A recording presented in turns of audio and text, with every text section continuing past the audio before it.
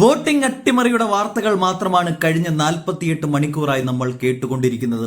ഇവിടെ രാഹുൽ നടത്തിയ അട്ടിമറി കഥകൾ പുറത്തു വന്നതിന് പിന്നാലെ തന്നെ തൃശൂരിലും അട്ടിമറി നടന്നിട്ടുണ്ട് എന്ന് വ്യക്തമായി. കന്യാസ്ത്രീ വിഷയത്തിന് ശേഷം സുരേഷ് ഗോപിയെ കാണാനേയില്ല.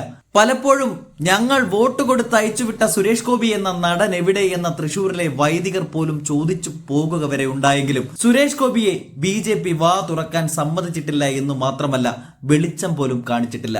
പക്ഷെ എന്നാൽ ഇനി മാതൃക്കുപ്പായം അഴിച്ചു വെക്കേണ്ടുന്ന തരത്തിലേക്കാണ് കാര്യങ്ങൾ ഇപ്പോൾ നീങ്ങുന്നത്. സുരേഷ് ഗോപിയുടെ ഡ്രൈവറെ വരെ ഉപയോഗിച്ചുകൊണ്ട് നടത്തിയ അട്ടിമറിയിൽ പുതിയ ഒരു വീട് തന്നെ എടുത്തുകൊണ്ടാണ് ഒറ്റയടിക്ക് കുറച്ചധികം വോട്ടുകൾ സുരേഷ് ഗോപിയും കുടുംബവും കൂട്ടരും ചേർത്തത്. പറഞ്ഞു വരുന്നത് സുരേഷ് ഗോപി താമസിച്ചിരുന്ന നെട്ടിശ്ശേരിയിലെ വീട്ടിൽ 11 വോട്ടുകൾ ചേർത്തുവെന്നും സുരേഷ് ഗോപിയുടെയും ബന്ധുക്കളുടെയും വോട്ടുകളാണ് ചേർത്തിരിക്കുന്നത്. എന്നാൽ സുരേഷ് ഗോപി താമസിച്ചിരുന്ന വീട്ടിൽ ഇപ്പോൾ വോട്ടർ പട്ടികയിലുള്ള താമസക്കാരില്ല. അതേസമയം സുരേഷ് ഗോപിയുടെ കുടുംബം ഭാരത് ഹെറിറ്റേജ് എന്ന വീട്ടുപേരിൽ വോട്ട് ചേർത്തു. സുരേഷ് ഗോപിയുടെ ഭാര്യയുടെയും മക്കളുടെയും അനുജന്റെയും വോട്ടും കുടുംബാംഗങ്ങളുടെ വോട്ടും താമസമില്ലാതിരുന്നിട്ടും തൃശൂരിൽ ചേർത്തു. 116 എന്ന പോളിംഗ് സ്റ്റേഷനിൽ വെച്ചാണ് സുരേഷ് ഗോപിയുടെ കുടുംബം, അനുജന്റെ കുടുംബം വോട്ട് ചെയ്തത്. ഭാരത് ഹെറിറ്റേജ് വീട് ഇപ്പോൾ ബോംബെ കേന്ദ്രീകരിച്ചുള്ള വ്യക്തിക്ക് കൊടുത്തു. ഇതേ വീട്ടു നമ്പർ പരിശോധിച്ചാൽ സുരേഷ് ഗോപിക്കോ കുടുംബാംഗങ്ങൾക്കോ കോർപ്പറേഷനിലേക്കുള്ള തെരഞ്ഞെടുപ്പിൽ വോട്ടില്ല. ഇത് തന്നെയാണ് രാഹുൽ ഗാന്ധി ചൂണ്ടിക്കാട്ടിയത്. 2 ലോക്സഭാ തെരഞ്ഞെടുപ്പിലും നിയമസഭാ തെരഞ്ഞെടുപ്പിലും സുരേഷ് ഗോപി മത്സരിക്കുന്ന സമയത്ത് താമസിച്ചിരുന്ന വീടായിരുന്നു നെട്ടിശ്ശേരിയിലേത്. വാർഡ് നമ്പർ 30 വോട്ട് ചേർത്തത് അവസാന ഘട്ടത്തിലാണ്. 45 പേരുടെ വോട്ടുകളിൽ പരാതി നൽകിയിരുന്നു. തെരഞ്ഞെടുപ്പ് നടക്കുന്ന സമയത്ത് തന്നെ പരാതി നൽകിയതുമാണ്. വോട്ടർ പട്ടികയിൽ പേരുള്ളവർക്ക് വോട്ട് ചെയ്യാമെന്ന നിലപാടാണ് അന്ന് കളക്ടർ സ്വീകരിച്ചത്. ഇക്കാര്യത്തിൽ സ്വതന്ത്രമായ അന്വേഷണം വേണം, BJP തന്നെയെന്ന് അവകാശപ്പെട്ടത് 65,000-ഓളം വോട്ടുകൾ ചേർത്തു എന്നാണ്. 10 ഫ്ളാറ്റുകളിലായി 50ഓളം പരാതികൾ അന്ന് നൽകിയിരുന്നു. കൂടാതെ വീട്ടിൽ താമസമില്ലാത്ത രീതിയിൽ വോട്ട് ചേർക്കുകയാണ് ചെയ്തത്. തൃശൂരിൽ BJP പുതിയ വോട്ടുകൾ ചേർത്തത് അവസാന സമയത്താണ്. ഇങ്ങനെ തൃശൂർ പാർലമെന്റ് മണ്ഡലത്തിന് പുറത്തുള്ള ആളുകളെ വോട്ടർ പട്ടികയിൽ ചേർത്തു. വോട്ടർ പട്ടികയിൽ ക്രമക്കേട് കണ്ടെത്തിയ ആളുകളെ കുറിച്ച് സ്ഥലത്തെത്തി അന്വേഷിച്ചെങ്കിലും അവിടെ ഇപ്പോൾ ആരും തന്നെ താമസിക്കുന്നില്ല. ഇത് കണ്ടെത്തിയപ്പോഴാണ് അട്ടിമറി കഥകൾ പുറം ലോകമറിയുന്നത്. ഈ കാര്യങ്ങളെല്ലാം ഇപ്പോൾ മുരളീധരൻ തന്നെ തുറന്നു പറയുന്നുണ്ട്. ആ വീഡിയോ നമുക്കൊന്ന് കാണാം.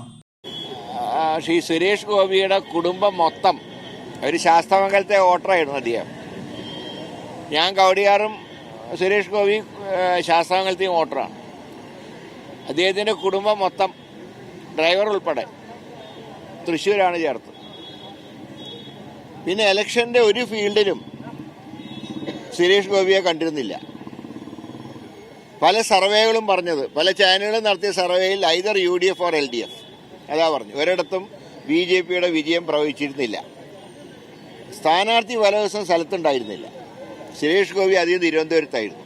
അദ്ദേഹം പിണങ്ങിപ്പോയി എന്നൊക്കെയുള്ള വാർത്തകൾ അവിടെ വ്യാപിച്ചിരുന്നു.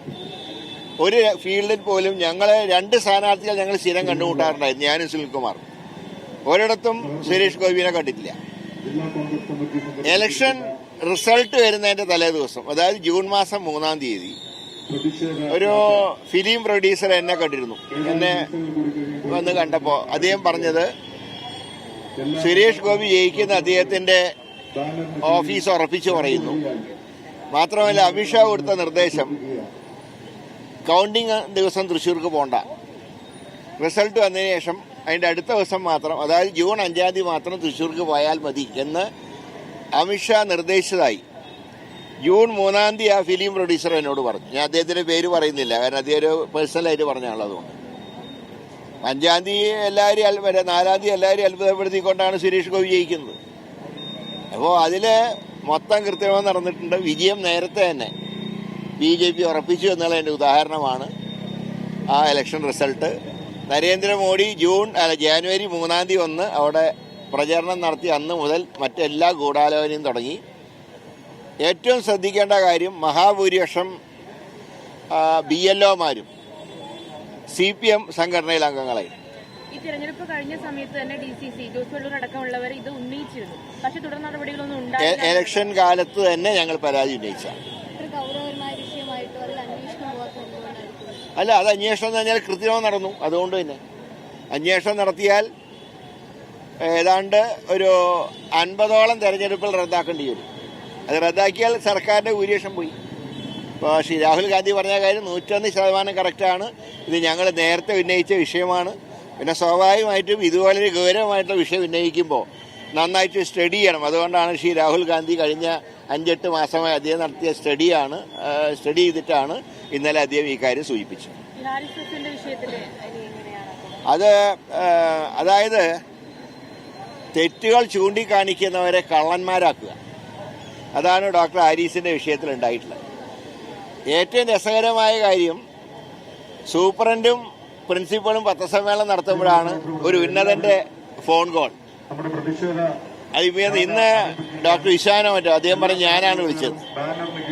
എനിക്ക് വന്ന് അദ്ദേഹം ആ കുറ്റം ഏറ്റെടുത്തായിരിക്കും. മന്ത്രിയുടെ ഓഫീസിലെ ഫോൺ കോളാണ് പരിശോധിക്കേണ്ടത്, മന്ത്രിയാണോ വിളിച്ചതെന്നാണ് ഞാൻ സംശയിക്കുന്നത്. അപ്പോൾ ഇതുപോലെ എന്താ പറയേണ്ടത്, ഒരു ഡോക്ടറെ, ഒരു ഡിപ്പാർട്ട്മെന്റിന്റെ ഹെഡിനെ കള്ളനാക്കാൻ നോക്കുന്നത് ഡോക്ടർമാരുടെ മൊറലിനെ ബാധിക്കും. അതുകൊണ്ട് ഇതിന്റെ ഉത്തരവാദിത്തം ആരോഗ്യമന്ത്രിക്കാണ്. അതാണ് ഞങ്ങൾ പറഞ്ഞത്, ആ ഒരു രാജിവെച്ചല്ലാണ്ട് ഈ പ്രശ്നം അവസാനിക്കില്ല. അതുകൊണ്ട് ഡോക്ടർ ഹാരിസിനോടൊപ്പം കേരളത്തിലെ ജനങ്ങളുണ്ട്. തീർച്ചയായിട്ടും അത് അഖിലേന്ത്യാ കമ്മിറ്റി അത് ചെയ്യുന്നതിന്റെ ഭാഗമായിട്ട് തൃശ്ശൂരും ഞങ്ങൾ അക്കാര്യത്തിൽ ശക്തമായുള്ള സമരം നടത്തും.